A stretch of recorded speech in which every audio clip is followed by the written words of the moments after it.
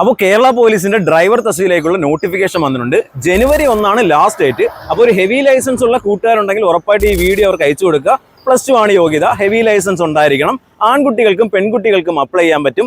Age നോക്കിക്കഴിഞ്ഞാൽ general വിഭാഗത്തിന് 28 വയസ്സ് വരെയും, OBC വിഭാഗത്തിന് 31 വയസ്സ് വരെയും, SC/ST വിഭാഗത്തിനാണെങ്കിൽ 33 വയസ്സ് വരെയും അപ്ലൈ ചെയ്യാൻ പറ്റും.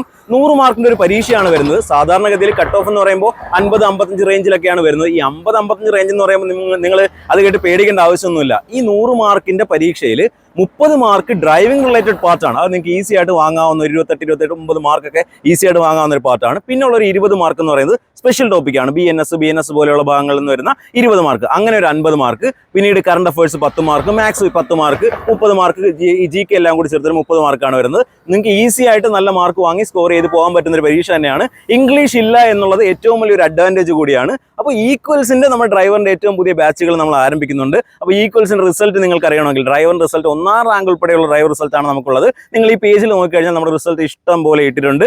അപ്പോൾ എക്സാം ഈസിയാണ് എന്ന് കണ്ടതുകൊണ്ട് നേരെ പോയി എക്സാം എഴുതി എക്സാം പാസ് ആവണമെന്നില്ല. അതിന് പ്രോപ്പർ ഗൈഡ് ലൈൻ വേണം. അതിനുവേണ്ടി ഈക്വൽസിന്റെ ഏറ്റവും പുതിയ പോലീസ് ബാച്ച്, ഡ്രൈവർ ബാച്ച് നമ്മൾ ആരംഭിക്കുകയാണ്. അത് കേരളത്തിൽ തന്നെ ഏറ്റവും ചെറിയ ഫീസ് 999 രൂപയ്ക്ക് ആരംഭിക്കുകയാണ്. ഈക്വൽസിന്റെ ഡ്രൈവർ ബാച്ചുകൾ റിസൾട്ട് എന്താണെന്ന് അറിയണമെങ്കിൽ ഈ പേജ് പരിശോധിച്ചാൽ മതി. അപ്പോൾ ഇതുമായി ബന്ധപ്പെട്ട കൂടുതൽ വിവരങ്ങൾ അറിയുന്നതിന് താഴെ കാണുന്ന നമ്പറിൽ ഡ്രൈവർ എന്ന് മെസ്സേജ് അയക്കുക.